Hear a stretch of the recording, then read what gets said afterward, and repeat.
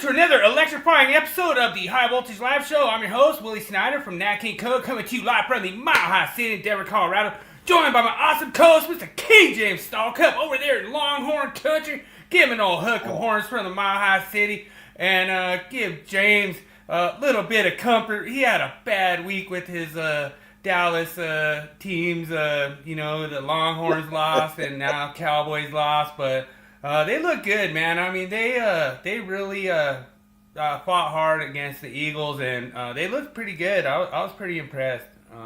Well, like I always they covered say, the spread. It's hard to go in and win in somebody's stadium in the NFL, and Dallas should have beat them. But hey, I ain't worrying about it. We got a whole season to go. Hey, David, good to see you tonight, brother. Mr. E is in the house. Electrical Wizardry popped on in, and look what it must be still Shark Week.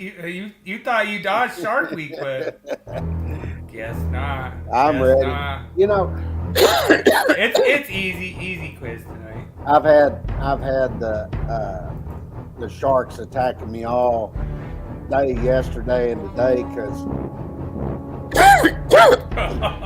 Oh, Daniel! Oh man, he said they couldn't hang with the big boys, man. Well, like I said, both of those they lost at their home stadiums too, and it's hard to go win, good teams in their own stadium. But right. I always say wait to the end of the season, and then we'll see how it goes from there. But they were a little upset at my memes I popped out, and dude, those are cool. Those are cool, man. I like that. Yeah, I had one of the girl walking by, and he's the other girl. He turned checking, and I had on there Stalk-It Publications, and the other one in the blue said other publications. But the one I laughed about is I did one with Beetlejuice. And oh, dude. Stalk up.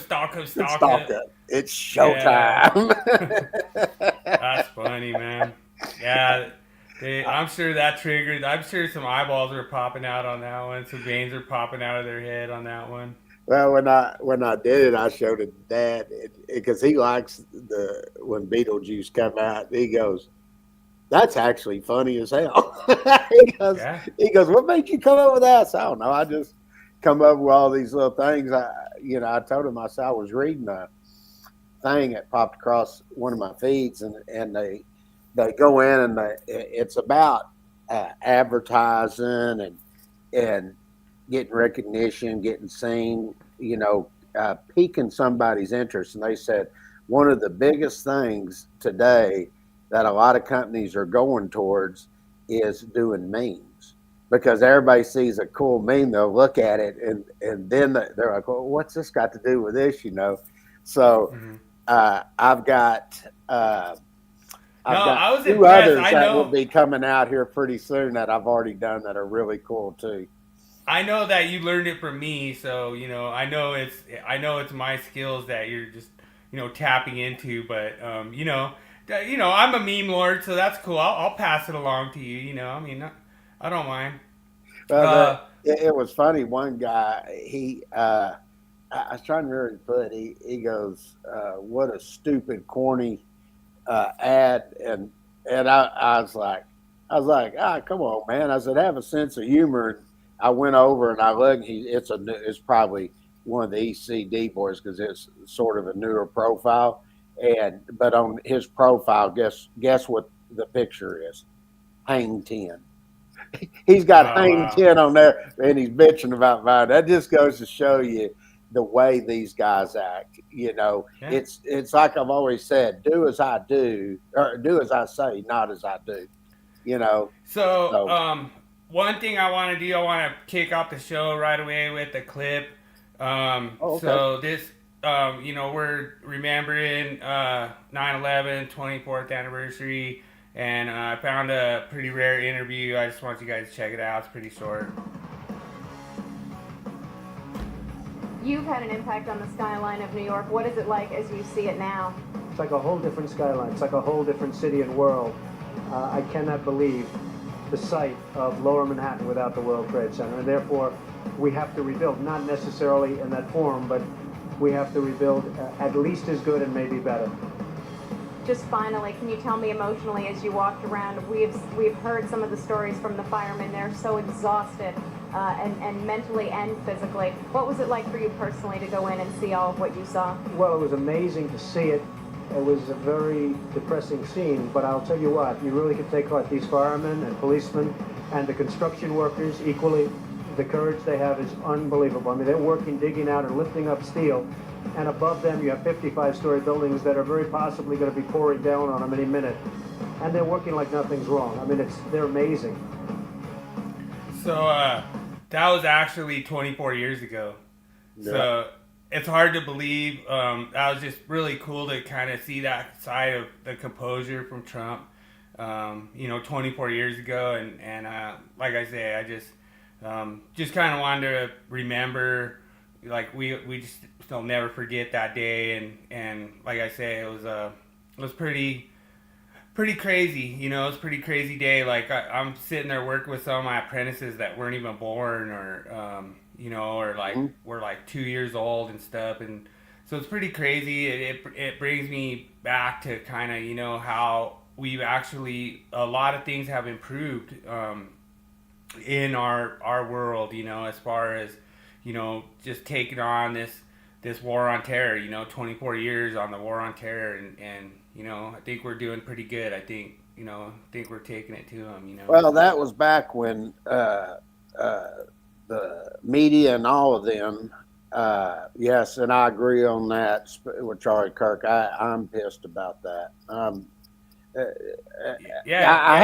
hadn't caught up. They ain't caught the guy yet that I'm aware of. Yeah, you want to do that, James? Do you like a moment of silence? Yeah, that'd be great. All right, let's do it.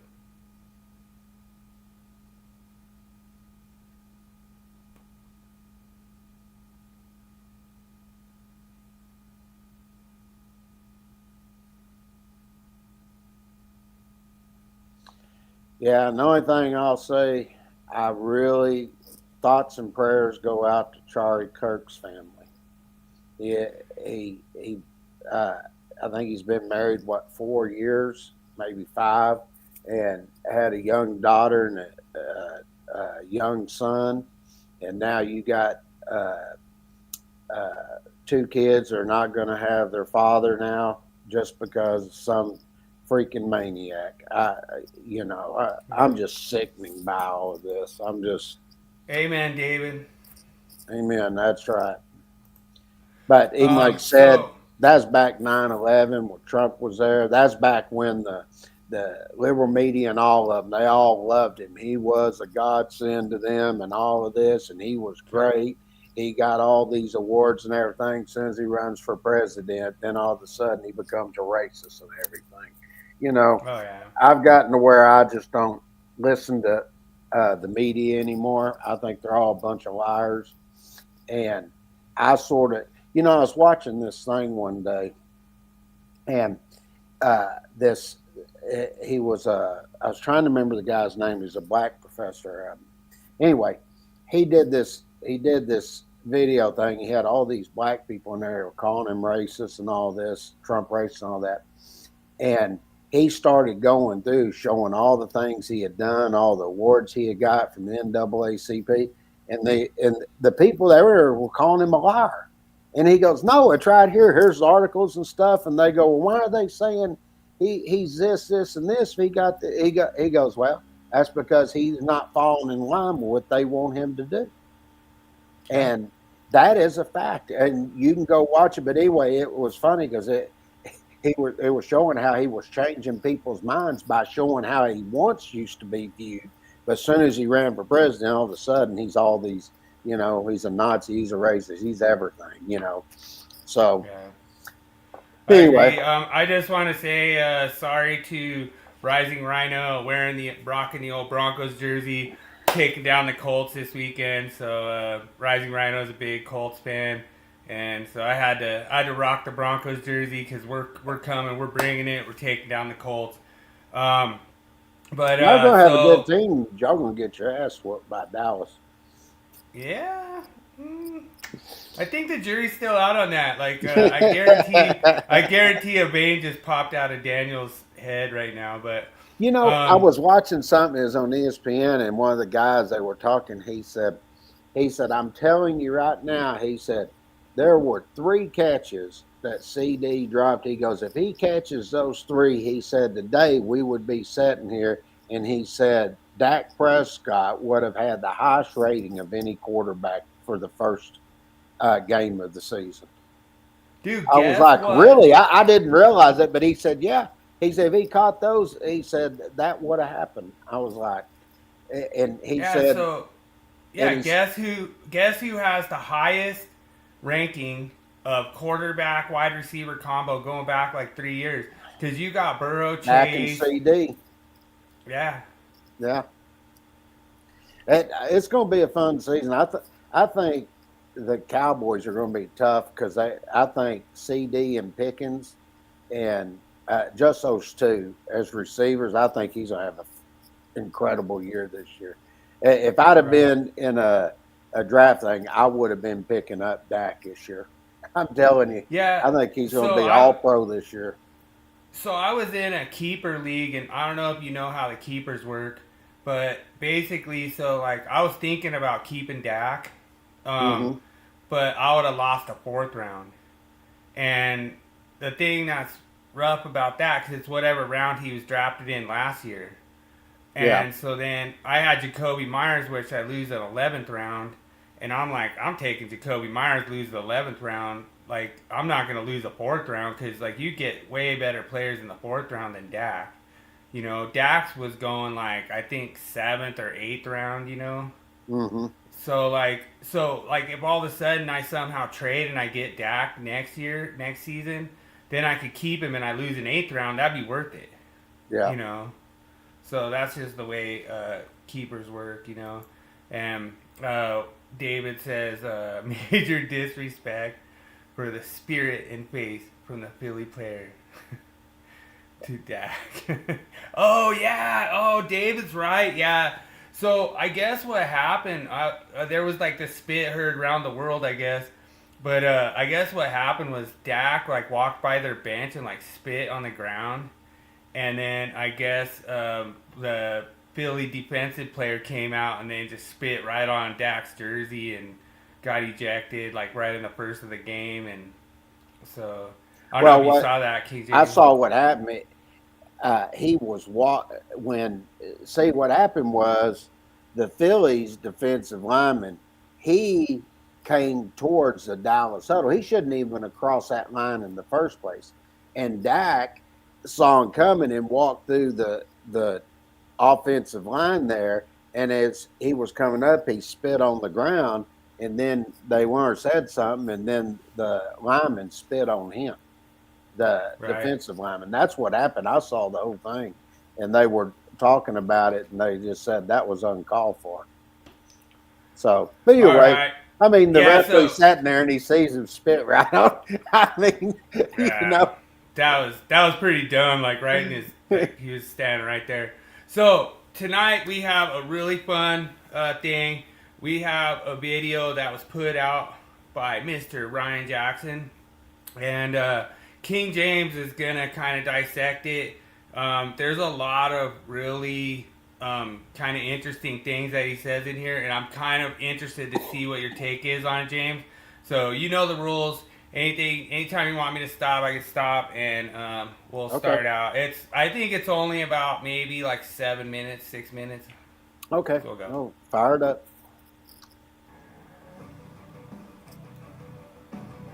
Okay, so 110.3 is one of the most well-known sections in the code, 110.3b especially. 110.3b is the rule that tells us that we basically need to follow instructions. For years it said you need to follow instructions for listed equipment. In fact, it really said instructions that are included in the listing or labeling. And the reason that they used such careful language was to clarify that you only needed to follow instructions that were actually requirements of the listing and labeling, because sometimes in the instructions you'll have really important instructions that need to be followed, and you'll sometimes kind of have like like advertising fluff, right? And it was always a question of, well, do I need to do this or do I not need to do that? And, it can get frustrating, which part is really important and, which something that the manufacturer maybe says you need to do that you don't need to do. Well, they made a change in the 2023 code to say that instructions need to be followed whether the equipment is listed or labeled or identified. And identified... He doesn't know what the hell he's talking about. You got manufacturer's instructions. If it's not listed and labeled, you don't have to follow those instructions. And we're going to get into this in a little bit because of your myth of the week. Hold on a second. You're going to have your myth of the week, okay? And we're going to get into that. And I'm going to show everybody, as a good example, what I see is already posted in here, Jeremy Weed, and I know why he's in there posting because he knows we're about to call him out on stuff he said. But he made a statement to something I had posted about OSHA, and he said that the testing standards are not required to follow the NEC, and he also asked to show him where the document from UL or any testing agency that states they are required to follow the NEC. Now, first of all, I would ask, show me any documentation in the NEC where it talks about having your national recognized testing laboratories, or QTL as they call them, some qualified testing laboratory, where it talks about the requirements of what they're required to do. You're not going to find it, Jeremy. I'm going to educate you on this one more time. The reason you won't find that is because that information is contained in OSHA. And OSHA verifies this, and all you have to do is go look at OSHA 1910.399 and pick up the definition of accepted and acceptable. They get into that, and they talk about the nurdles and everything, and then you get to 1910.7, and that's where you pick up for the requirements that they tell you what you have to do. And it tells you to follow the electrical codes and installation standards. Now, Jeremy makes the comment also. He says, asking me, don't you realize that there are many electrical codes throughout the world? Yes, there are. As a matter of fact, if you look on a lot of the equipment that's sold here in the North America area here, you'll also see UL and you'll see the Canadian standard on there, because they look at both of those when they put it in there. And then he states after that, he says that even the U.S., there are many states that adopt codes and standards that are not in the NEC. No, there isn't. You don't know what you're talking about. All the states come in. Show me another national electrical code that they're adopting in different states. Now, it may be different years, but almost every state that I'm aware of, they adopt the national electrical code. Okay? Yeah. And then when you go in and you start applying the national electrical code and you start looking at other standards that could apply to that, guess who recognizes that? Well, that's going to be OSHA. They use that as a remedial document to enforce those rules. And I'm going to explain this one more time. The OSHA is a federal standard. It applies to everybody. Period. I'll give you a good example. Look at now. They had to go through the courts and all of this, and what you're finding out, the books are on the law. You're finding out federal immigration applies to all the states. It doesn't make a crap if they want to come in and say, oh, I'm a sanctuary city. You seeing Trump and them going in, removing them, right? Well, how can they do that? Because they're federal. They override. And that's just the way it is. And we already know about local amendments, Jeremy. I don't know what you're trying to say. I don't know how that has anything to do with anything. There's always local amendments that can happen. And the reason you have local amendments sometimes because it deals with a condition of the area you're in. It could be into something like grounding. you got different soil conditions and things like that they amend for. That's just something that happens. And I'll give you another here. You'll love this, Jeremy. Pay attention. You're going to love what I'm about to tell you. It's sort of like taking one of the states and they make an amendment and they say, you know what? There's no outlet there at the utilization equipment. Yeah, states are doing that. Or a state comes in and says, hey, you know what? Code making panel 2, you added 210.8F and you didn't have the technical merit to do so. So we do not recognize that. Now, it's okay for these others to say, oh, well, there's no technical merit. They'll say if it meets what they want it to meet. But when it goes against what they want, they say you can't do that. And another good example, you know, Jeremy, he goes, oh, you don't know what you're talking about. They didn't have the technical merit on 62554B. Oh, that is true. We made that statement a long time ago with 210.8F, which y'all didn't seem to have a problem with that going in. But show me one state that says there's no outlet on hardwired equipment. They didn't even make a statement. They just said we're not enforcing it. And let me explain it to you this way, Jeremy. Show me the state where they just said we're not going to enforce it, said anything about an outlet, hardwired equipment, or compatibility. They didn't say nothing. They just said we're not going to do it because they don't agree with these code making panels that are pushing an agenda here. Okay? Yeah, because it was reversed. Sure it was. And when they looked at that, and this is another thing. Well, I'll tell you what. Let's just let him play because we're going to get to the myth a little bit later. And I've got all of this put in, and I'm going to show everybody exactly what it says. And when I get to the end of it, I'm going to show you exactly what the Standards Council stated. And it gets into the listing and labeling.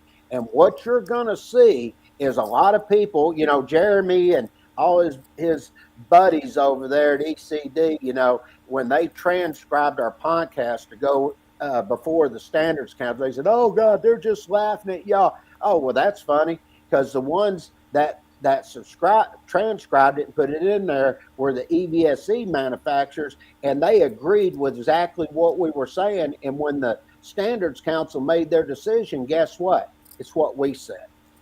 So I really appreciate you popping by, David. We're gonna keep going with it. So my biggest thing, King James, that I wanted to kind of reference was how he said listed, labeled, or identified. So that's interesting, and I know that's gonna come in later, but I just wanted to point that out. So sorry to interrupt you, and we'll keep going.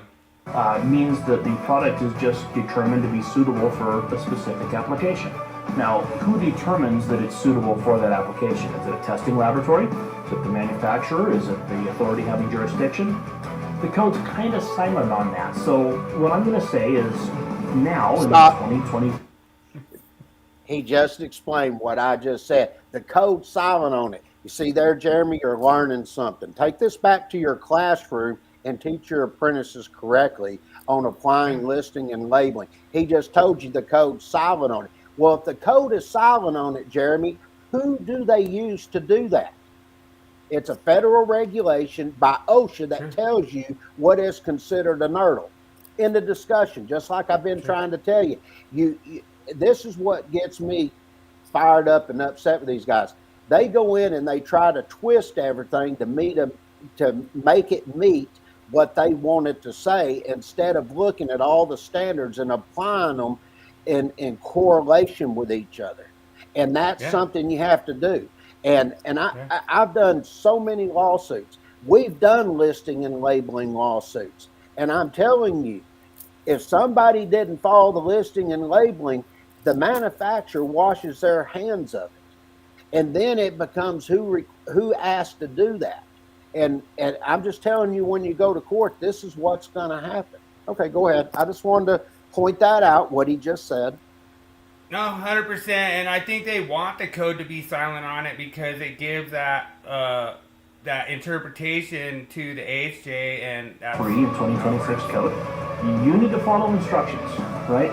Period, full stop. We also made some clarifications here, though, in the 2026 that I think are very welcome. Quite honestly, I think the code is kind of the same with or without this major change, but it will help resolve some conflicts in the field, and that's always a good thing. So let's take a look. Article 110, General Requirements. 110.3, Examination, Identification, Installation, Use, and Listing, aka Product Certification of Equipment. By the way, Product Certification.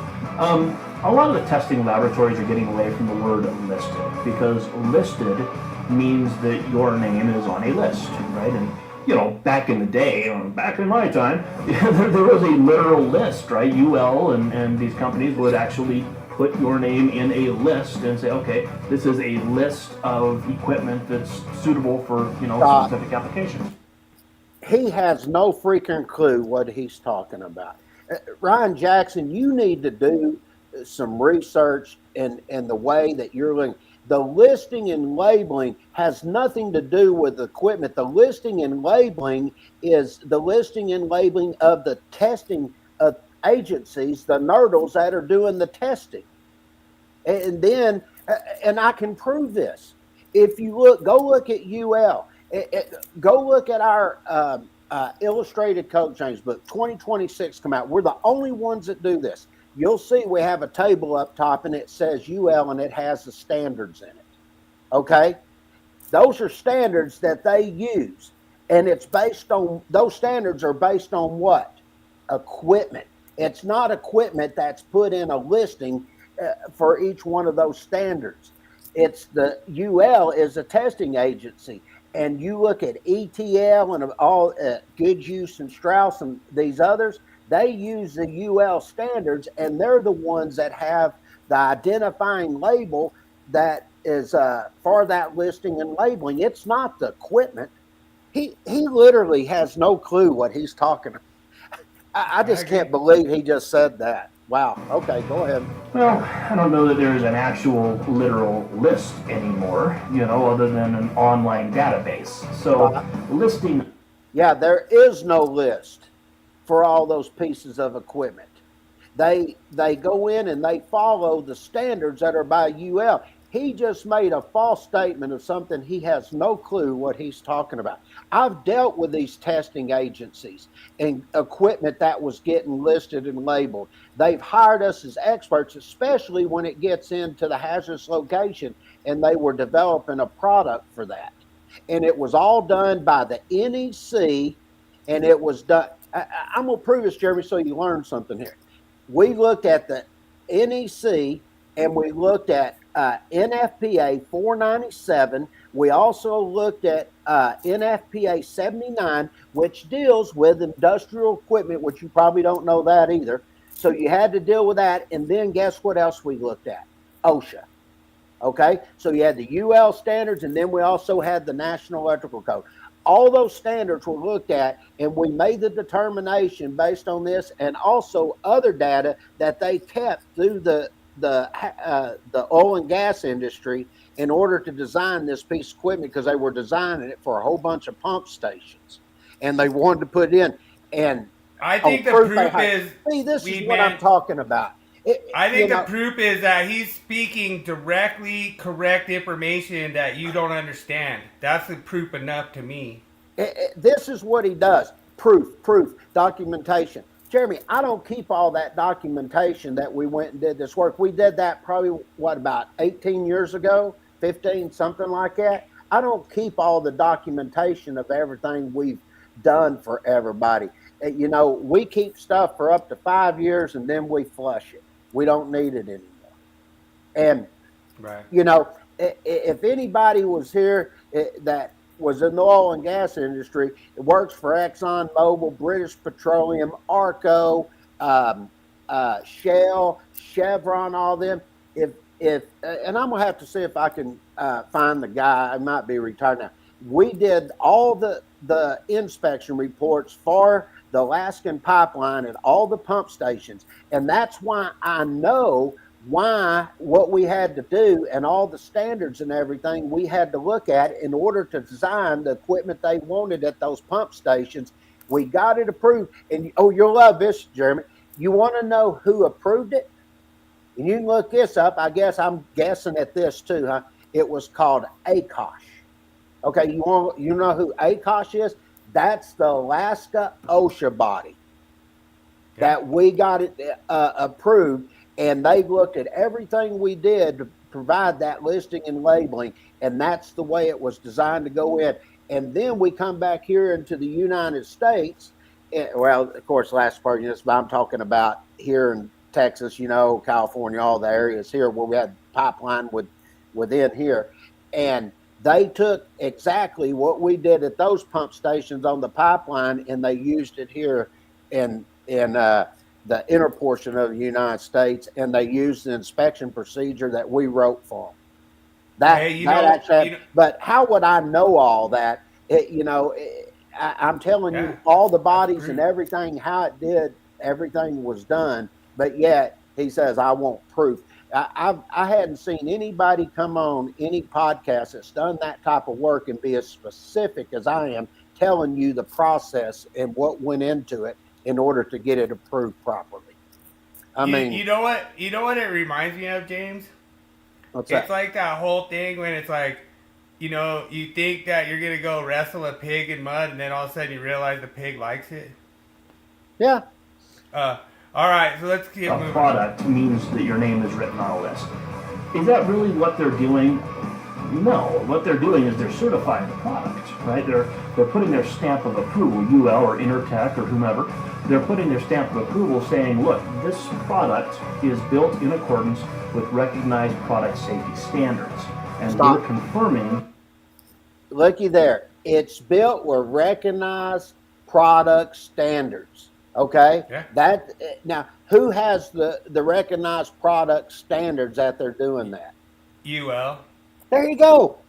He's clarifying everything I just said. It goes once again to show he made statements earlier that he didn't know what he was talking about. Okay, go ahead and go forward again. We're certifying that it does, and that's really why we're saying the phrase product certification instead of listing. Informational note regarding cybersecurity was added. That's certainly a good change. And the issue of NEC requirements versus product instructions is now addressed. Now, like I said, I think the issue was crystal clear already, but not everyone agrees with that. So we'll take a look. That's it. 110.3b. So I skipped a little part. Don't worry. Talks about the cybersecurity part. We got that. So I think this would be a good point to let's go ahead and just kick off the myth of the week, because it's going to get into this, and I'm going to break this down. Where's the myth of the week, Willie? Right now, Mike. I know where that's from. Okay, here we go. I'll cue it up.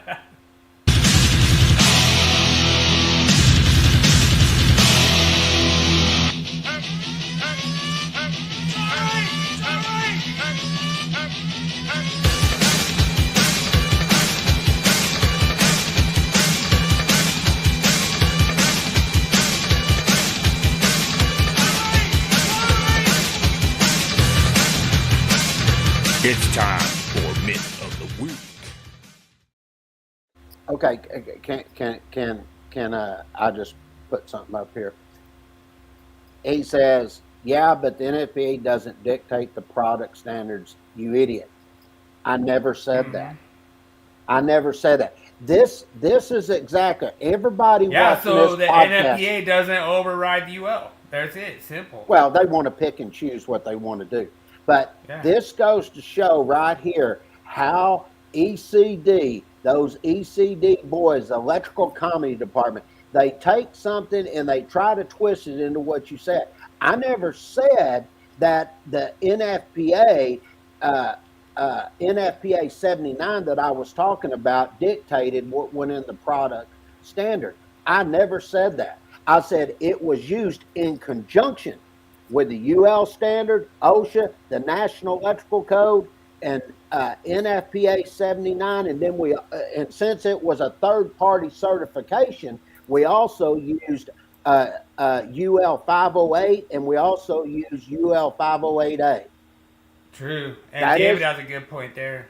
That's exactly right. You get into Annex A, and it's like I was saying, OSHA, they use it as a remedial standard. Release the Kraken. Okay, now release the Kraken. But this is what I'm talking about. They take something and say, you said, oh, the NFPA standards won't apply. I said, no, I never said that. I said NFPA 79 that deals with industrial machinery, it was another remedial standard that they looked at in order to help determine how they were going to write that testing procedure. Now, I want everybody to understand something here. What I'm trying to tell you is we were looking at that specific piece of equipment. Now, Jeremy, pay attention because you're going to learn something, because you're probably one of those that think you have to go to the National Electrical Code, and when you're looking at your hazardous locations that you have to take and look, say I'm in a class 1 div 1, that I've got to go over and look at Article 501 to determine what that distance is.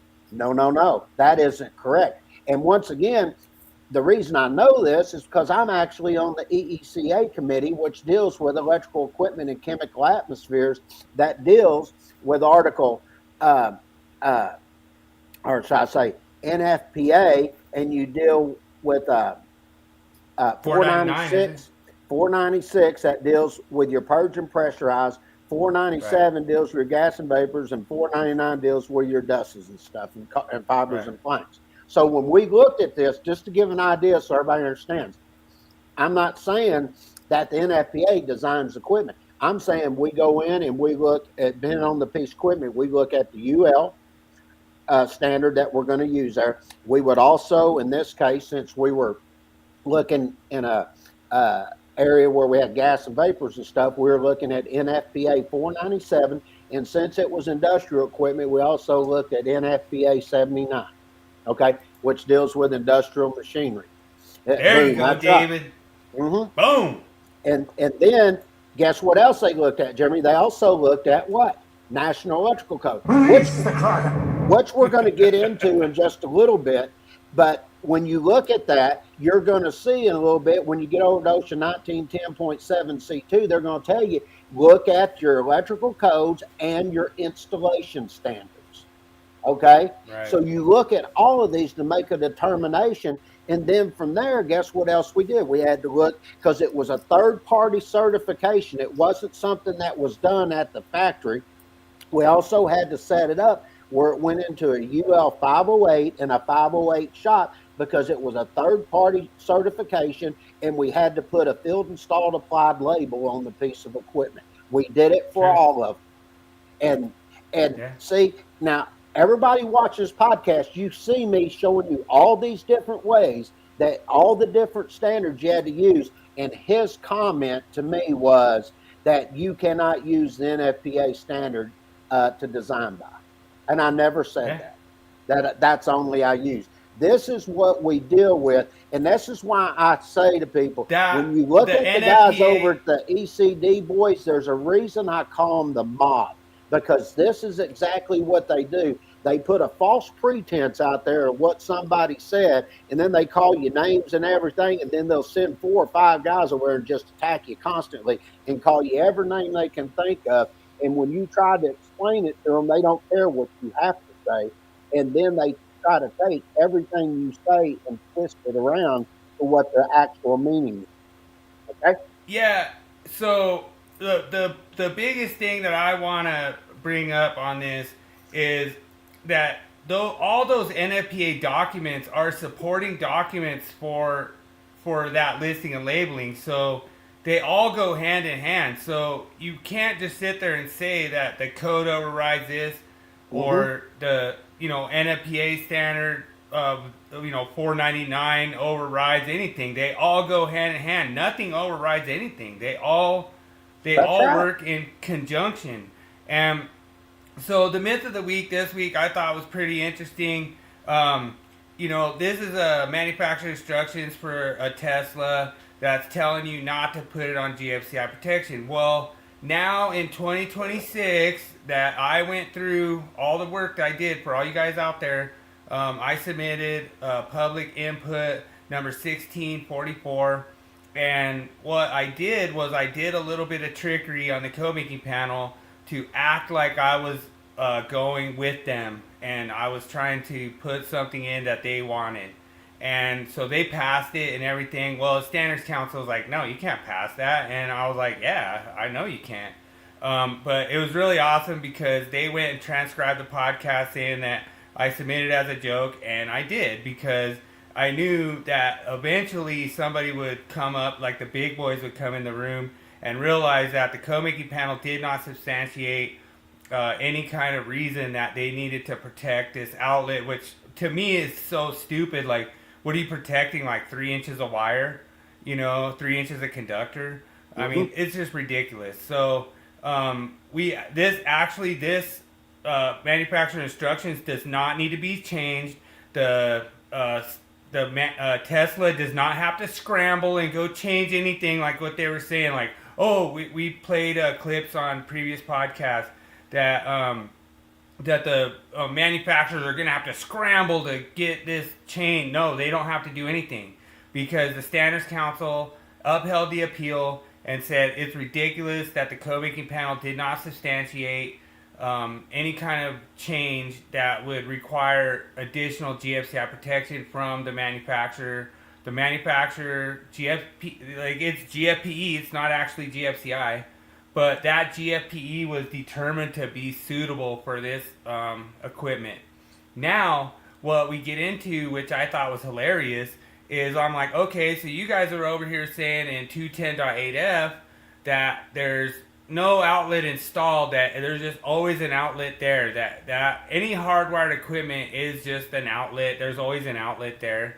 We're just going to say that, and we're going to interpret that way, and you have to apply it that way. Well, now that this 625.54b got rejected by the Standards Council, we have a big run on 210.8f because now they went and followed. I sent them an email. I sent the Standards Council email saying, well, look here, what they're saying, because they're saying outlets installed for the connection of this utilization equipment. And they must have said that was a good idea, so they went and changed 210.8f and said outlets installed for the connection of utilization equipment.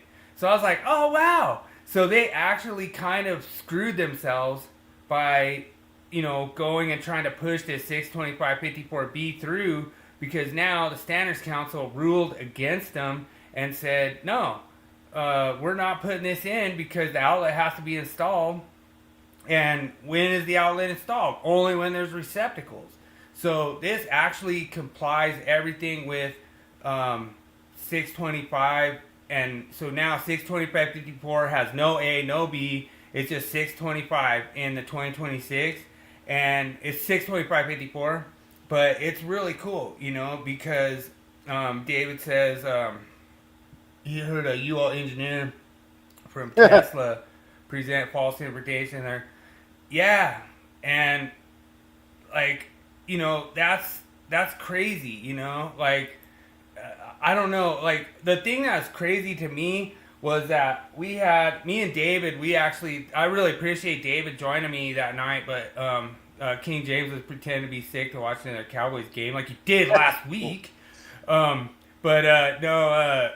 Actually, me and David Engelhart, Bryce Nesbitt, and myself actually had really good conversation. I was able to ask him all kinds of questions and stuff, and that was one of the things that kind of was brought up.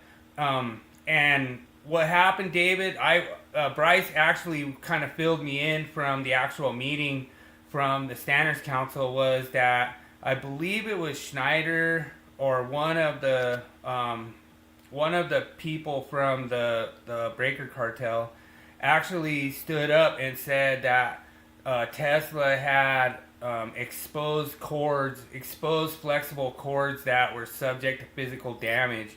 That's why they were trying to push the GFCI requirement through for hardwired outlets. Which was a lie. Yeah, and so, yeah, you're correct, David. That's what it was all about. But, it was crazy because, Bryce was, keeping me informed on what was going on. And to me, it just really blew me away when he sent me the ruling and he's like, it's in, the ruling's in. And I'm like, yes, the dominoes have started to fall on all this false interpretation, all these lies, all these things that there's all this dangerous equipment that, like you called it, King James. You said, like, you know what this is? This is fear mongering from Tommy D.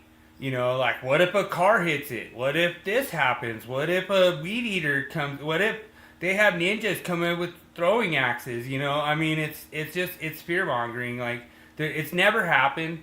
There's no reports of it. There's no injuries that's occurred. And then all of a sudden now this, like, so basically what's happening here, this listed label instructions are saying, do not put this on a GFCI breaker or GFCI device because it already is included with UL certified designed personnel protection. You could sit there and say, oh, it's 20 milliamp. Well, guess what? It's good enough. It meets a worldwide standard. You want to go back to Weed Man, like where is he saying? He was saying up in here, oh, does that cover the whole world? Mm-hmm. Like, oh yeah, NFPA covers the whole world. No, it Never doesn't. said That's why they were overruled by the Standards Council, dummy. They were overruled by the Standards Council. The code making panel was overruled by the Standards Council. Standards Council said, no, the world is good. Can I make a comment on something real quick? Yeah. Right here, you have a UL engineer he's heard from that says Tesla presents false information. I want to explain something on this. UL, they have the testing standards, and when they put their ASTM standards together, their ANSI standards and all of that, it's based on information that they check out. So for an UL engineer to make that type of statement, basically the way I look at that is, well, then y'all have got a problem because y'all are supposed to be checking that equipment and seeing that it performs exactly the way that the company's telling you it's going to perform. So why would Tesla present you false information for their installation instructions if you got the testing standard that you have all these industry experts and everybody that's working on it to develop this standard, and then come have UL engineers say they presented false information? Are you saying that you gave a UL listed and labeled EVSC equipment based on false information? Yeah. I don't see it. I think that's completely wrong. Whoever said that. Well, so what we get into, and the reason that I wanted to do this myth of the week, it's really cool to get like electricians talking and get like King James's take on stuff, and like, hey, this is what Ryan said on this. This is what so and so said on that. This is what Tommy D said over here. And it's really cool. I could tell that King James likes it. It's really fun for me to kind of just basically ask every question. Like, I'll have apprentices come up to me and ask me the dumbest question, and I love it. I'm like, dude, ask me more dumb questions, I like it. I'm like, dude. I was like, dude, and I'll go ask it to you, and then here comes Weed Man. Oh, man, you asked the dumbest question ever. I'm like, so? I don't care. It doesn't bother me. Like, to me, it's fine. Like he thinks he's getting a rise out of us. No, dude. I'm not You're the one that is, sitting there pushing down these apprentices to make them not want to ask questions. You think that if your apprentices ask questions, they're idiots, and you want to call them names. That's on you, Jeremy. That's just the kind of instructor you are. I'm not. He says we're the ones that are getting worked up, but he's had like 3, 4, 5 posts in the last week that is trying to bash us. Yeah. We're not the ones worked up. You're the one that's making all the posts and everything. We're just telling you don't know what you're talking about. And speaking of that, here is a good example. Now, I'm going to show everybody. Now, right here, this is where it starts off. And I was going to put accepted, acceptable, but I've done that before. But I didn't put everything in 1910.7. I've just always showed you 1910.7C and let it be. But since Jeremy had made the comment, and he basically said that these there's no documentation that OSHA covers the requirements for the requirements in order to become a NERDL or a qualified testing laboratory. Here are the requirements here. This is where it comes from. And we just heard Ryan say, well, there's nothing in the code that covers it. No, it doesn't. Okay. It's covered right here. And Ryan, you might want to watch this podcast because you're going to learn something right here. Okay? It talks about the application to start it off. Now, let's see what it says. This section shall apply only when the term national recognized testing laboratory is used in other sections of SPARC. Now, you're going to see that all through definitions, all kinds of stuff, and listed, labeled, identified, all those definitions, just like it is in the code book. Now, when you go to B, it talks about laboratory requirements, and it says the term National Recognized Testing Laboratory, or NERDL, means an organization which is recognized by OSHA in accordance with Appendix A of this section, just like David was talking about, and which tests for safety and lists or labels or accepts equipment or materials, and which meets all the following criteria. Yeah, we didn't think that UL was. It's going to be a different testing agency, David. Yeah, there's different ones, and that's what I'm saying. But all those testing agencies, they will come in and use those UL standards. Yeah, this is what you're talking about, that Annex A. Okay. Now, if you look at B1, it says, for each specified item of equipment or material to be listed, labeled, or accepted. Now, this goes right to what Ryan's saying. He goes, all these equipment, the equipment is what is the listing or labeling and gets the label. No, it isn't. It says that this item of equipment material to be listed or accepted, it says the NERDL has the capability, including proper testing equipment and facilities, trained staff, written testing procedures, and calibration and quality control programs to perform what? It says testing, examining equipment materials. Now look here. For workplace safety purposes to determine conformance with appropriate test standards. Now let me stop right there. if let's just say that you have an AC unit that's out there, and they do their testing, everything, they say, don't put GFCI protection on this. Well, right here, they're telling you it's required in order as a NERDL, and to have this listing labeling, it has to be tested for what? Workplace safety. Yeah. See that? Okay, so this is not me saying it, and this is based on the appropriate test standards. Okay? So let me ask you a question, King James. Mm-hmm. So is basically, in layman's terms, what they're saying, like, if it's good enough for the workplace, it's good enough for the consumer? Sure it is. Because they're providing, it's no different. You got people that are out in a commercial building or industrial building. They're walking past electrical equipment all the time. It's designed to provide what? Safety in its operating condition, long as it's wired in and installed properly. So these people that are walking by this, they're in an office building. That's their workplace. They're not electricians. That's right. That's why they say workplace safety. And look at this. Then they drop down to, and it says, now listen to this, experimental testing. And now this is experimental type, and examining equipment and materials for workplace safety purposes to determine conformance with appropriate test standards or performance in a specified manner. Now, what that gets into is just like I was talking about. We had to design some equipment that was out on the job. We had to do some experimental testing, and this was based on what? It was based on UL standards, and it was based on different NFPA standards, plus the National Electrical Code, and then using our UL 508 and 508A shops. Right. Okay? And I'm telling you this because we have actually done it here. I've done this. Right. I know exactly the process that you go through to put this together. And then, listen to this, then it says the NERDL shall provide. So now, look at this. I want everybody to pay attention. OSHA is telling especially Weed Man, because he's showing the proof right now. I sure am. And if you look, OSHA is telling you what is required of the NERDLs.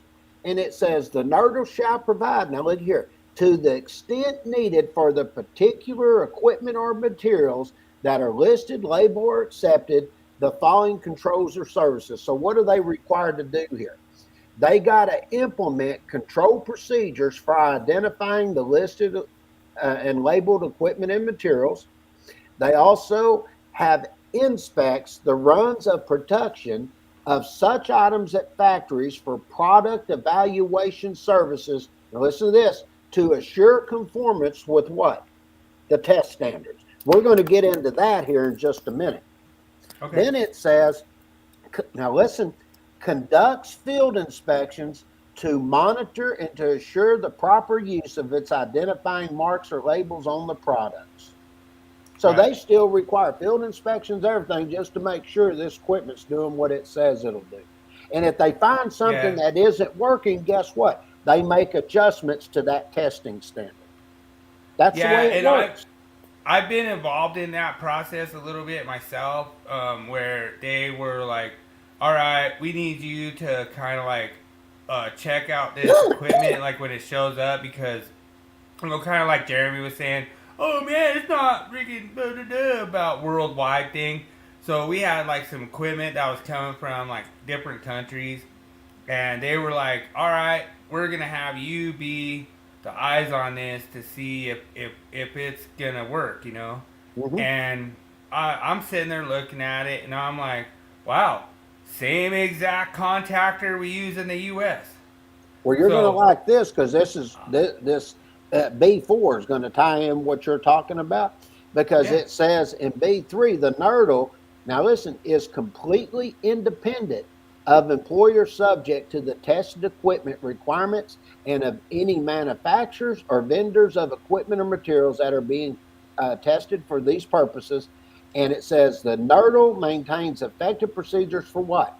Now listen to this, producing credible findings or reports that are objective and without bias, and handling complaints and disputes under a fair and reasonable system. So if you see something wrong, people call that out. Guess what? You file that as a complaint, and you're disputing something isn't working the way it said. They're going to make adjustments to the testing procedure.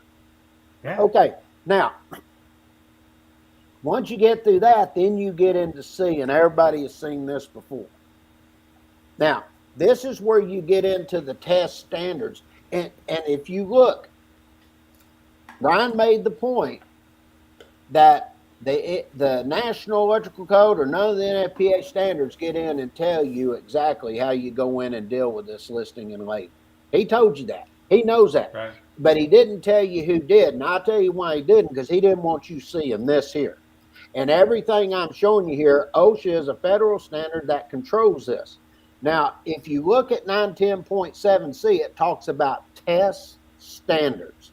And it says an appropriate test standard referred here in 1910.7B1I, we just looked at in 3, is a document which specifies the safety requirements for specific equipment or class of equipment, and is at this point. So they're telling you got to have specify the safety requirements for specific equipment or class of equipment.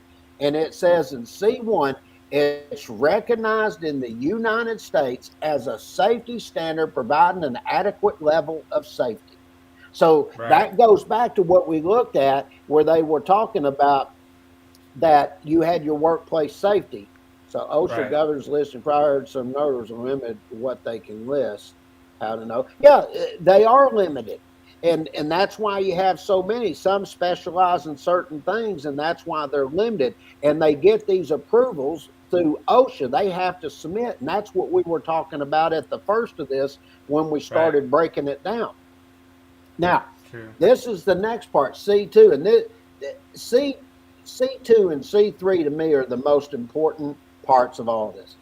It says in C2 that when I'm developing this testing standard for my specific safety requirements for specific equipment or class of equipment, it says it has to be compatible with and maintained current with periodic revisions of the applicable national code and installation standards. True. Okay, now I'm going to give you an example. You say installation standards because Jeremy said, oh, well, I don't know what installation standards you're talking about. Well, the National Electrical Code's an installation standard, but say I'm designing and I'm at a hazardous location area. The reason I use this because we wrote the portion on this. You got to take and you've got to determine there's a lot of things that get into pressure, the different type of chemical. You got MSG, MIC ratios, all this other stuff. That's in NFPA 497 that you go through and make all these determinations. And when you do that, this helps you based on what you classify based on that area. What is, say in this case, we were doing class 1 div 1 and class 1 div 2. We did it based on using the NFPA 79 document. We didn't do it based on the National Electrical Code. You see what I'm saying? Right. But it became part of the installation standard because we had to determine what the distance was for the classification of the locations. Okay? True. Now, and we need to know that as far as like us being like the installer. Like sure we need to know what that limit is, because like I can't like read minds or anything like, but there's a certain distance. If I know that distance, then I just know the rule, and you're the one that's out there determining what that minimum distance is. I don't care. I could put it 20 feet. You know, if the minimum is only 10 feet, I'm fine at 20 feet. So sure. It's about throwing darts, and that's what me and King James are trying to do, is teach you guys how to throw darts the right way, you know? That goes back to a lot of things I've been saying, and when you look at this is when you look at C3, this wraps up exactly what you're talking about, because it says when you're looking at these test standards, they're developed by a standards developing organization. Now listen to this. Under a method providing for input and consideration of views, now look here, of industry groups, experts, users, consumers, governmental authorities, and others having broad experience in the safety field involved. Now, what gets me, they said in the safety field involved. In other words, they're designing the equipment so it's what? Safe. Yeah. So if you got a manufacturer, just like I was saying, and you're looking at the EVSE equipment, and they've gone through all this testing and everything, and they're telling you don't put GFCI protection on it. We already provide. Guess what? You don't need it. And you know why? Yeah. Because they have the documentation there to back up and the testing to prove that they didn't need it. And then you get people like these ECD boys, Jeremy, all them guys, and guys that are pushing that they want to have this GFCI protection on there. And if you look, where did it come from? Code Making Panel 2. And guess who's on Code Making Panel 2? Go figure it out. Naturally, they want to. I had to do this for Daniel. I have to do this for Daniel. Now, look at this. Now, in C4, it says in lieu of paragraphs C1, 2, and 3, the standard is currently designed as an ANSI standard here. Safety Designated Product Standard, or an ASTM, which is American Society for Testing of Materials. I put that in just for Daniel. Test standard used for evaluation of products and materials. So what are you going to tell me? They go through all of this process and everything to design these testing standards, and they come in and they put them in, and then you're going to say, oh, the code overrides all this work they've done and the determinations on how they went about evaluating and determining how that product and material was going to be used. True. 100%. That's basically what they're saying. Now, yeah, dude. 100%. Then they have another, and just sort of show this wraps it up here. Then they have an alternative test standard. Now, listen to this.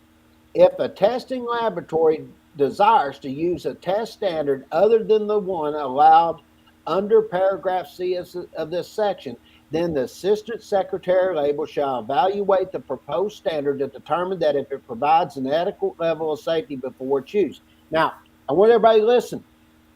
1910.7D is what we used and submitted to the assistant secretary label that gave us the approval based on the information that we provided for that custom-made piece of equipment at that pump station. Right. Okay, that's what we went to. Then it goes into implementation, and it says a testing organization. Now listen, desiring recognition by who? OSHA.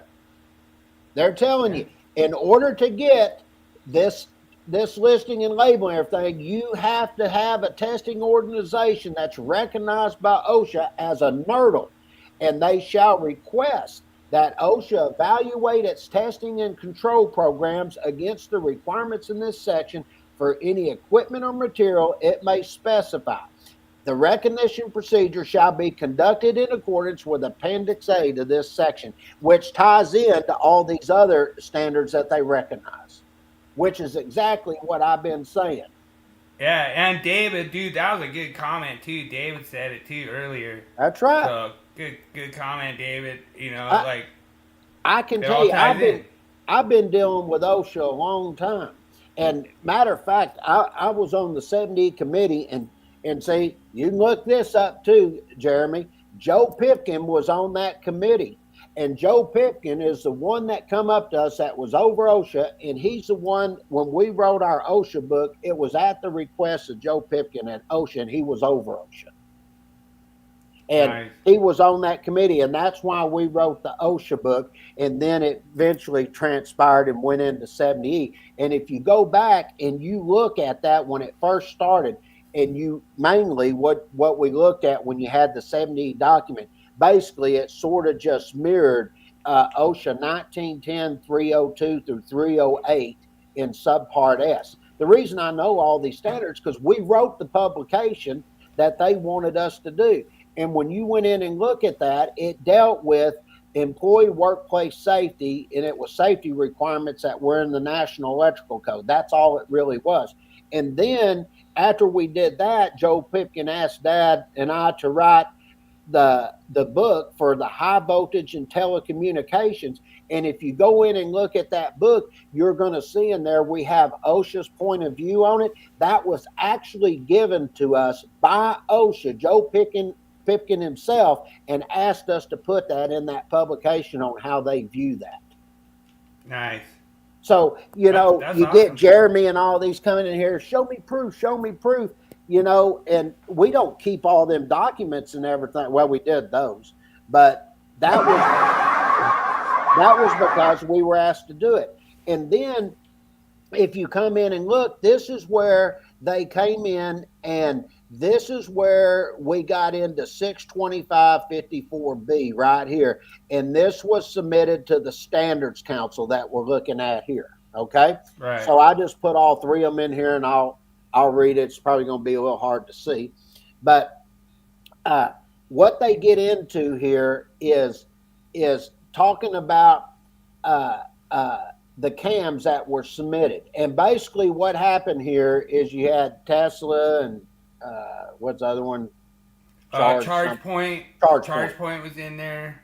They come in, and what they did, they transcribed from our podcast. This has been many, many months ago, where we came in and we talked about the listing and labeling because we had the guys over at ECD, the Electrical Comedy Department, so telling you actually found our transcribed podcast in there? Well, no, they didn't put that in. Okay. We just know they did it, and they transcribed what we said. And no, I know they did because they showed my thing where I was like saying I kind of submitted it as a joke. Yeah. Well, and see, when you get down to really the 1, 2, 3, 4, when you get down to the fifth paragraph, this is where everything starts getting interesting. And it says, during the hearing, appellants discussed several technical concerns that the requirements in 62554 as proposed at second draft, the proposed requirements are incompatible with existing EVSE. Several examples of the ways incompatibility will affect consumers and industry relying on commercial EVs were offered by appellants, including the field. Let's hear. Did I just read where they said they went out and they did field testing on equipment and stuff? Yeah. Yeah. So they're saying exactly what I'm about to read right here. It says, including the field testing of commercial electric buses, which were unable to choose when permanently hardwired EVSE was installed in accordance with the proposed requirements. So in other words, they proposed these requirements to put GFCI. Well, the GFCI wouldn't hold it. It was tripping and it wouldn't hold. And in other words, the reason it wasn't because the equipment wasn't designed that way. It was designed based on the ANSI and ASTM standards, and they said don't put GFCI protection on it. They already provided. Okay? Yeah. So there was a compatibility issue. And so I just want to let everyone know out there, Daniel's like, oh man, the comment section's blowing up tonight. we had Jeremy like saying a bunch of times. But the thing that's so cool is like you guys go back and look at, I think it was like May 20th or something episode when King James wasn't on, and I had Bryce Nesbitt and I had David Englehart, and I asked them all kinds of questions, and this is one of the ones that came up, that there's like a lot of industrial charging applications that just do not work with Class A protection. So that's where this kind of caused problems. I knew it would cause problems, but what I tried to do is I tried to just kind of go along with them and be like, oh yeah, you guys, you say outlet over here, but you don't say outlet over here. And they're like, yeah, you're right, Willie. We don't need the data. We don't need the, and then when they put it through, the Standards Council's like, yeah, you need the data. Yeah. So that was really funny. And then they tell them, they say here that the appellants also asserted that the proposed requirements, now listen to this, conflict with UL standards. Like I said, there's UL standards, even though it may be another testing agency, but they still use the UL standards in order to make their product certifications there. It says UL standards for electrical vehicle supply circuits and propose a level of protection for personnel that is redundant to that required by the product certification standard. Appellants further argued that the code-making panel failed to adequately substantiate its position in accordance with the regulations governing the development of the NFPA standards, which they did when they also added 210.8F. True. And this is where I got a problem. That's next. That's coming next. Yeah. Then it says, the standards development record reflects that Code Making Panel 12 had considerable opportunity to review the topic, and at both the first and second draft stages, the arguments raised by the appellants were reflected in several of the 21 public comments received on 62554. Then it says, the substantiating statement of Code Making Panel 12 in support of extending GFCI protection to hardwire EVSE during the first draft in first revision number 8378 was, this revision extends the personnel protection to hardwired VSE. At second draft, in support of second revision 7875, which resulted in the requirements at issue in this appel, Code Making Panel 12 again described the revisions in the committee statement. Pursuant to the regulations governing the development of NFPA standards, a technical committee has broad authority in the context of its response to public inputs and public comments, as well as developing committee statements to accompany revisions. However, the record on 62554 is sparse with regards to the Code Making Panel's rationale for its actions. So he basically said, you did something that you wasn't supposed to do. Guess what? They've been doing this for a while. And this is being brought up right here. Now, yeah, and this is an interesting thing, David. This is the one thing David has a good comment that I like to bring up. He says, in my opinion, it would seem GFCI protection isn't compatible with the outlet. The outlet is not properly using the electrical input. Okay, this is where I have a problem, David. Where is that point, and what is its rating? So you could rate a receptacle. You can't rate an outlet. So that's my problem. That's been my problem this whole time since day one. Like the minute that this happened, I looked at it and I'm like, okay, what's the rating on an AC outlet? Is it 50 amps? Is it 20 amps? You don't know. You can't dial it in. There's no way to dial it in. You don't know what ampacity that thing is running. And so that's my biggest problem with that is an outlet does not have a rating. Mm-hmm. So you could say, oh, that's a 50 amp outlet. Well, I'm going to put 20 amps on it and it's code compliant. Mm-hmm. Oh, wow, that's a 20 amp outlet. Well, I'm going to put number 6 on it and put 65 amps on it. That's compliant. There's nothing that says an ampacity rating for an outlet has to be anything in the code. So it makes it hard for you to GFCI protect it for personnel. What are you GFCI, what are you doing? How are you protecting personnel from this, infinite ampacity, non-location? It's not even, it's an infinite space, remember, James? Mm-hmm. It's an infinite space that just exists, and you just have to know where it is. It's just somewhere. I told him crap on us. That's the stupidest thing I've ever heard. Yeah, but that's where we kind of got into this whole thing. But I appreciate you putting this together the way you put it together. It's freaking amazing. Yeah, and see, when they get out next, they say the council has reviewed the entire record concerning this matter, has considered all the arguments put forth in the appeal. In the review of the council, the appeal does present a clear and substantial basis upon which to overturn the results yielded by the NFPA standards development process. The record reflects technical disagreement that warrants further consideration. I like this part here. Therefore, the council directs NFPA staff to establish a balanced task group to review the technical issues raised in this appeal in order to identify any safety concerns, identify any risk. Now, and then it says, and determine whether a TIA may be appropriate. Well, if there's no safety concerns or risk and they haven't had any accidents, why would you need to put GFCI protection in? And that's why I'm saying you've got a balanced thing that's going to take place here, and they're going to take care of this. Now, the other thing, let me look here. There was one other thing they did I wanted to read. So real quick, while you're finding that, James, what I wanted to kind of go over, which I think is freaking awesome on this one, is that Code Making Panel 2, Code Making Panel 12, bunch of the Code Making Panel members, I think a lot of the people from Eaton, Schneider, I think they kind of screwed themselves on this one.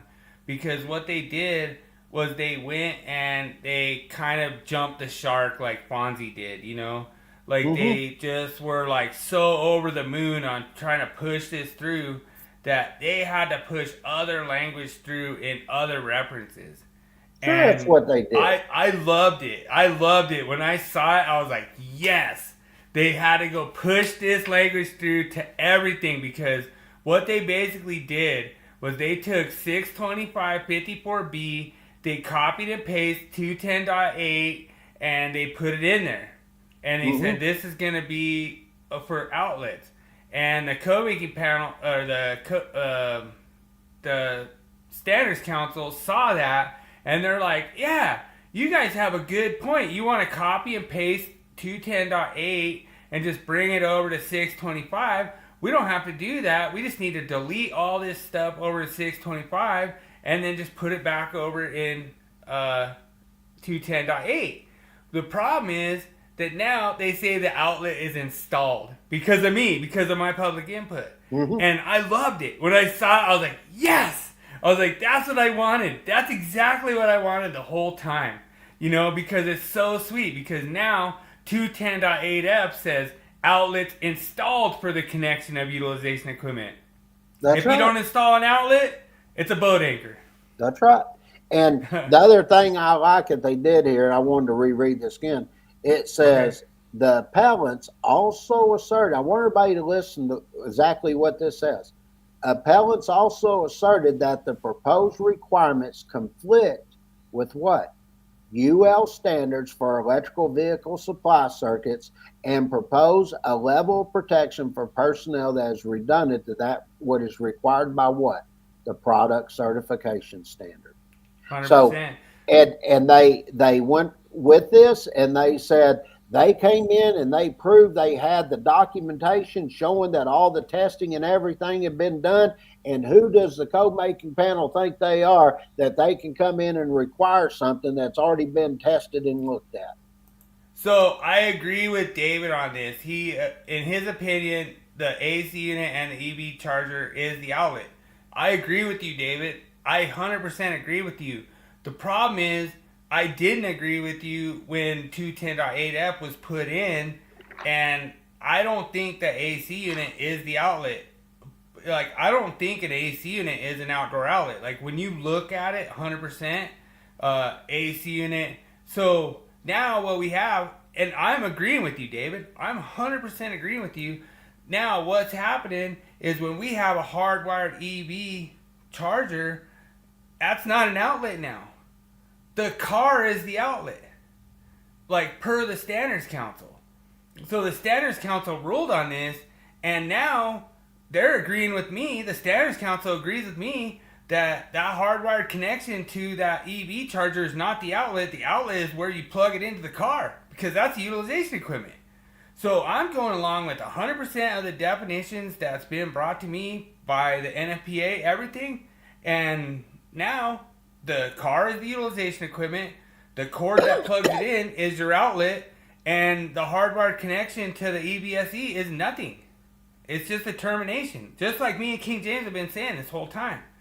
And we brought this up a long time ago, and we've been trying to clarify it. And now the Standards Council just gave the code-making panels a big smackdown, and they're going to be licking their wounds for a couple cycles, I think. You know, I mean, at least until 2029 when the code book doesn't get changed to a crazy amount of like 400 code references or something. Well, or, 40 chapters or whatever they want to do. When you're looking at this, and there is something I want to point out, okay? And this is something to think about. You know, it's like I always say, when I look at this stuff, I look at it from a whole, you know. And if I go over, and just to give everybody an example, you can go over and look at this. But they did this in the 2023 code, and if you go over and look at 300.15, all right? And I'm just going to sort of paraphrase what it says. But it's going to get in and it's going to talk about your different points, okay? And it's going to talk about when you have your different wiring methods where you have conduit, tubing, AC cable, MC cable, MI cable, Romax, non-metallic sheet cable, whatever you want to call it. They say you have these different types that you are required to have a box or conduit body installed at each one of those points. Okay. Now, when you go, you're going to see they're going to clarify different points, and this is where I come in and where I have an argument, and I say there's no outlet at the AC equipment. And I'm going to explain why. Because it's going to talk about an outlet point, it's going to talk about a switch point, and it's going to talk about a conductor splice point. They're going to have a conductor junction point. But this is the one that everybody needs to pay attention what I'm about to say. And they added this one word, conductor. They added it in the 2023, and it says conductor termination point. True. Okay. Now, Yeah. where is a conductor termination point? You start giving all these different areas. Where are you putting these conductor termination points? And one of the things I stated, and everybody will remember this, I said this when it all first started, 4 or 5 years ago. I said, when you go to that AC unit, and I said, you're coming from that disconnect to that AC unit, I said that was nothing more than what? A termination point. Hell yeah. I've stated that, and now they've added in here that you have a conductor termination point. Okay? Right. And when I look at that, if I go to a box, for instance, okay, that's a junction box. You got a junction box there. They tell you that's a conductor junction point. They got conductor splice points. And then they got wiring method transition points, and then they got conductor pull points. They got all these different points in there, and that's why I ask, you got all these different points. If I do a conductor termination point, that means I'm connecting it to the equipment, doesn't it? Yeah. Because you're terminating to it. And that's why I ask, if that's a conductor termination point, well, they need to take that out, just call it an outlet point then, if that's what you really mean. But no, they know that's a termination point. And that's why I say I look at the code and I use it as a whole. And when I'm looking at this and I'm saying, all right, I've got the AC equipment over there, that is a termination point. This wording here goes, they've argued with me over this on all the group stuff. And I say, well, tell me what these conductor termination points are. Then they just start cussing me out, telling me I'm stupid and I'm an embarrassment to the electrical industry. Yeah, so I want to kind of talk about what David's talking about here. He says that EV charger is the outlet because I believe it converts AC to DC into the vehicle. It seems to be the DC output that the manufacturer is claiming to be GFCI protected. So what the problem is with this, David, is that code making panel 2 governs the branch circuit. So they don't govern the actual equipment. And so this is why it's really historic for me to get this rejection of my public input, because it proves that the appliance or whatever this equipment is actually its own separate thing. So code making panel 2 needs to get off of trying to say that they need to provide GFCI protection to this equipment. This equipment is safe and compliant, connected directly to a thermal mag right to the branch circuit, So that's where this is big. It's huge for me because I've been trying to prove this for a long time, And, the conductor termination point of an AC unit is where the conductors terminate the unit. And I 100% agree.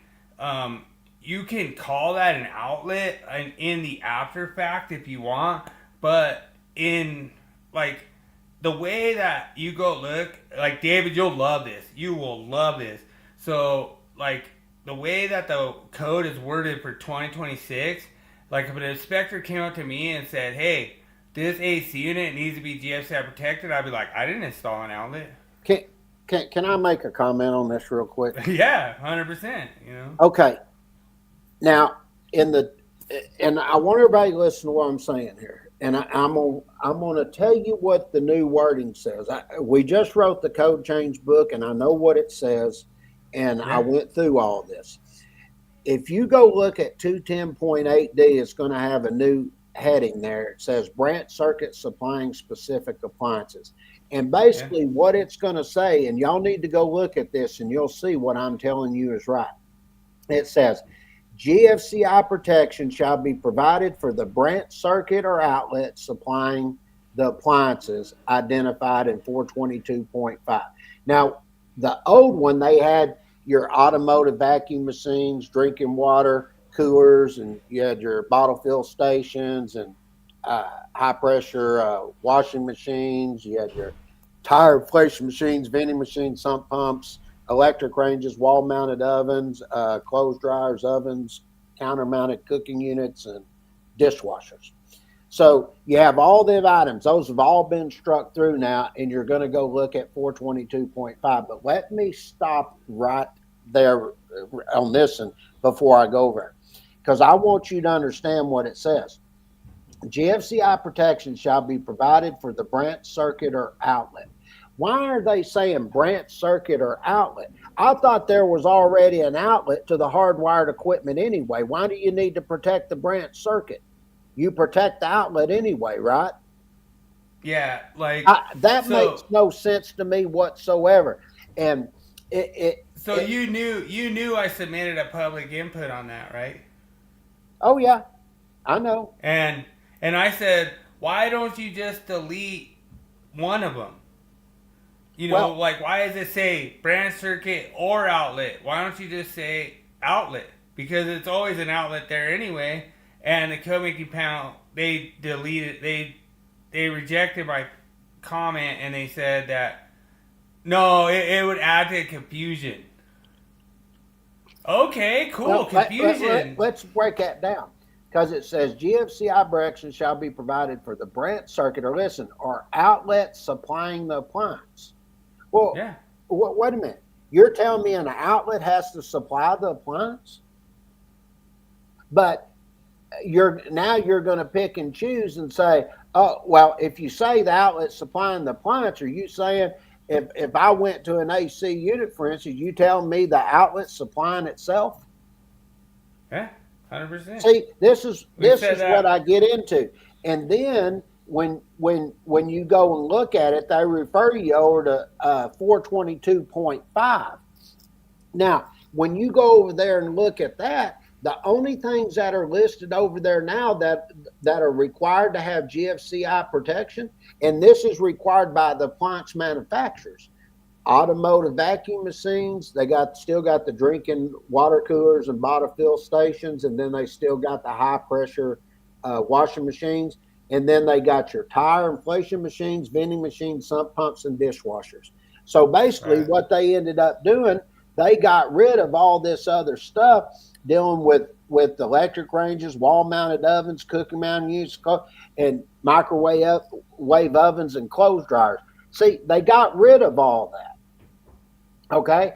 How were they able to get rid of the GFCI protection for that? So basically what you're going to tell me is Code Making Panel 2, they came in the 2023 edition, they added all these items here that had to have GFCI protection, and now we come to 2026 and they deleted them all. Well, wait a minute. Didn't you provide the technical merit that showed that we had to have GFCI protection for that? Oh, no, you didn't. And that's why it got deleted. And now 422.5, the manufacturers of them appliances are taking over and seeing what needs GFCI protection and what doesn't. That's what happened. Hey, so I'm not trying to interrupt you, but I know you're saying that you had to be gone about like 1.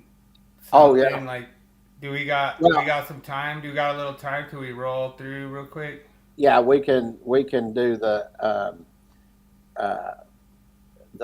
Willie Quiz. I apologize to everybody. Dad had to go today to it was an in and out, but he had cancer under his eye right here into his cheek, and they had to cut it open today and take all of it out. Well, anyway, when we finished, I got home just in time, and I've got to be up at the pharmacy by 9 o'clock to get his medicine. So I apologize, but he can't drive. His eyes swelled and everything, so I'm going to have to go get his medicine for him. All right, we'll have to just run the Willie Quiz. Okay. I forgot the drum roll, so. And then I'll let you run the rest of everything tonight. I'm sorry, I just have to go do that for him tonight.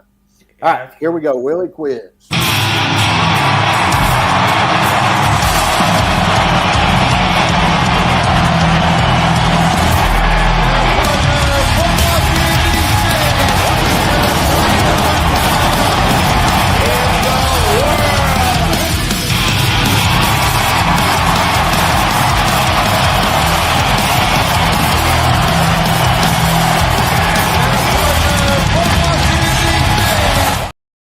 Dude, I don't know if I told you, but Russell Wilson stopped by earlier. Broncos country, let's ride. Broncos country, let's ride. Seems to me he stops by every week. Yeah, me and Russell, we're pretty tight, man. He gives me a little cut on that $106 million he stole from us, but That's funny. Anyway, we have question number 1. Which NFL player holds the record for the most career safeties recorded? Was it A, Jared Allen? Was it B, Ted Hendricks? Was it C, Doug English? D, Justin Smith? Or E, LT, Lawrence Taylor? Good luck, everyone.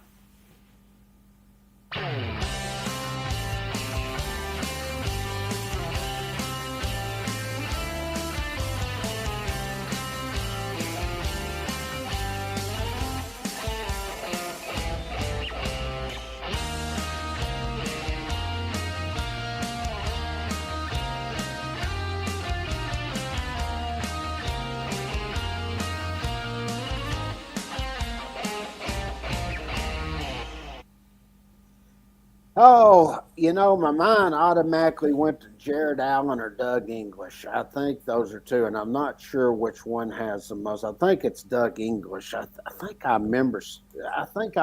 One night I remember this question coming up. We were at Buffalo Wild Wings eating some wings, watching some games, and they have the trivia that you play on the pad. And God, I think, man, it's one of those two. I can't remember.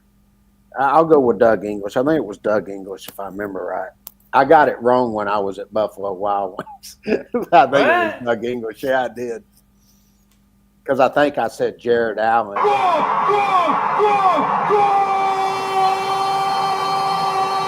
You got it right. It was Doug English. It was. Okay. Yeah, I Awesome. thought so. And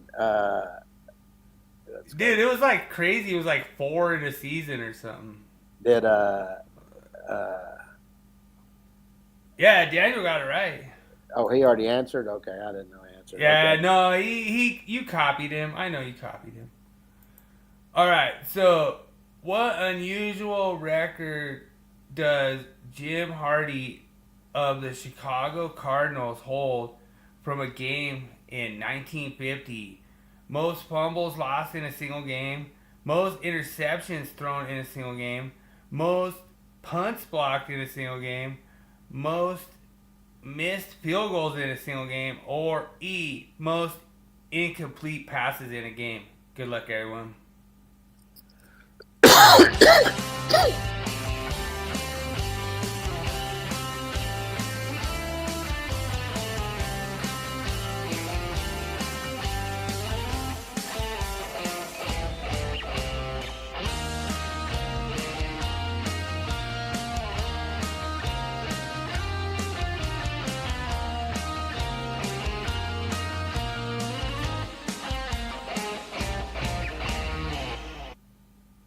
I'm not 100% sure on this. I think he was a quarterback, wasn't he? Yeah, that's what I was thinking. I was thinking interceptions in a game, yeah, because I thought he was a quarterback. Yeah, I'll go with B. I think that sounds right. Very interesting. Like, I'm very sad that I did not record drum roll, but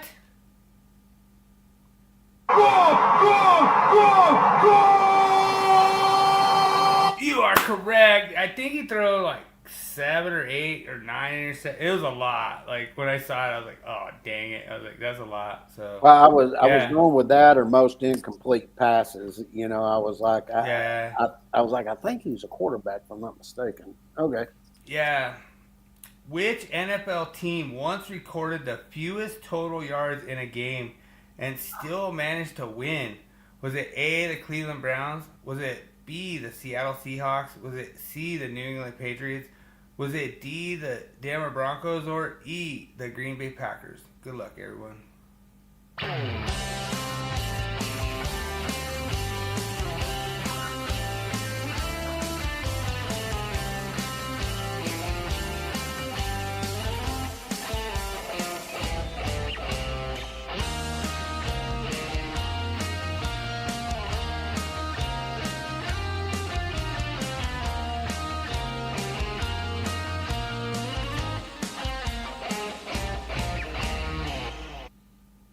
This one, I'm not sure if they won the game or not, but I know who's had a game that had the fewest total yards, and that was Seattle's Seahawks.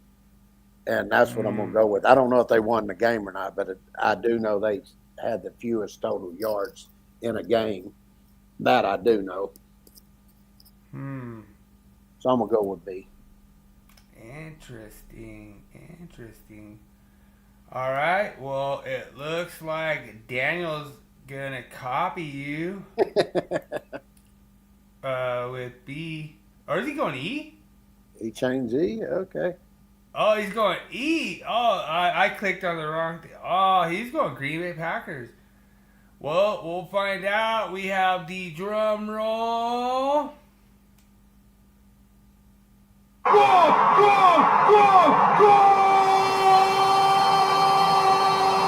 King James gets the answer. Yeah. Seattle Seahawks, man. I knew that was going to get you. I knew they had the lowest total yards in a game. I didn't know they won, but I knew it was the least. All right. Dude, I had the most amount of points in my whole fantasy league and still lost against Josh Allen, and I had King Henry and Lamar Jackson, and I still lost. It was ridiculous. Mm-hmm. Like I had like 190 points to like 208. It was ridiculous. Okay, come on, we got 2 minutes. I gotta get going. All right, sounds good. Which quarterback holds the strange record of being sacked the most times in a single season? Is it A, Randall Cunningham, B, Derek Carr, C, Warren Moon, D, Deshaun Watson, or E, Aaron Rodgers? Good luck, everyone.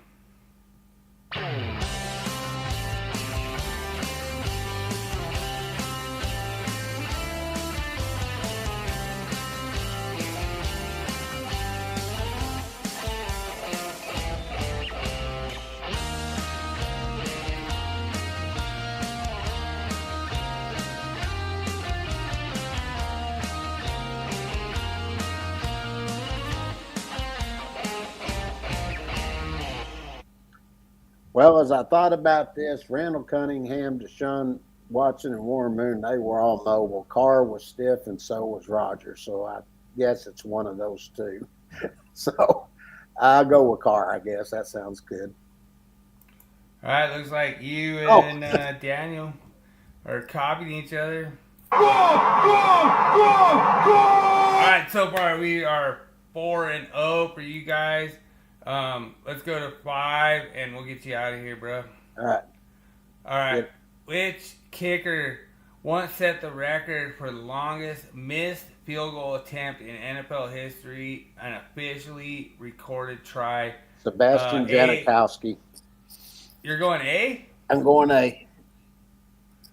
All right. Well, I think he tried a 72-yarder, didn't he? He missed it. Don't even need to even do the tiebreaker or anything. So we'll let you get out of here, brother. We'll just give Daniel the win. He can have it. I really got to go get that stuff for Dad real quick. Yeah. So. No, I knew it was getting close. You know, it's like at 1:45 right now. So yeah, just go do your thing, brother. We'll talk to you later. Thanks so much for putting this together. Appreciate you, and we'll roll through it. Everybody, y'all enjoy the weekend football and everything. We'll see y'all next Thursday. Make sure and tell Dad hi for me. I will. I'll give him the double sleep. All right, sounds good. He probably see me out of one eye right now, though. All right, that's cool. Just give like 2 of them on one side. Okay. All right. I'll see y'all later. I got to go get that. Love you guys, brother. Love you. Have a good night. All right. So sorry about that. King James had to bail. You know, like I say.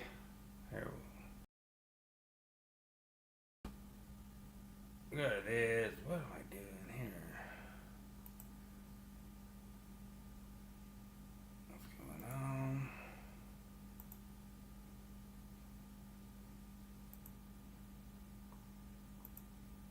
All right, so King James, his dad had some things going on, so he had to bail out. I, kind of know what he's going through with all that, so he had to rail out, and when he railed out with all the rest of our podcast because it was all on his thing. So I can't even do like the last part of the podcast, but it's so much fun to come hang out with you guys every week. Really appreciate it. Thanks so much, Daniel. Dude, I really like this, David, how he's like, come on, make up my mind, and I like that. I really like that statement, David, because I do want to make up people's mind that, like, okay, so here's, like, let's just put yourself in the shoes, David. You're an inspector. You come out. I installed an AC unit, and you're trying to get me to put GFCI protection on it. And you're like, oh, hey, 210.8F, it says this covers hardwired equipment. I'm like, oh, no, it says only when an outlet is installed. I didn't install an outlet. There's no outlet installed on this equipment. And now, all of a sudden, you're tasked with this whole thing of like, okay, now I have to prove that there's an outlet installed to require GFCI protection. Like, I'm cool. Like, if there was people that died from this hardwired equipment, yeah, cool, do it. But that's my whole point. That's my whole thing of why I submitted it. I love it. I had all these people out there. Beard Inspector was like, oh, this guy Nat King Code is not very intelligent. Like, right on, brother. Well, how come they listened to my email? How come they changed the code based on what I said? So I must, you could say I'm not very intelligent, but they changed the code based on me. So, I mean, that's cool. I'm very honored that you guys say I'm not very intelligent. Right on. I got what I wanted, and King James explained tonight of how it all applies in the listing and labeling of equipment. And we just had a great time hanging out with you guys. So, appreciate it.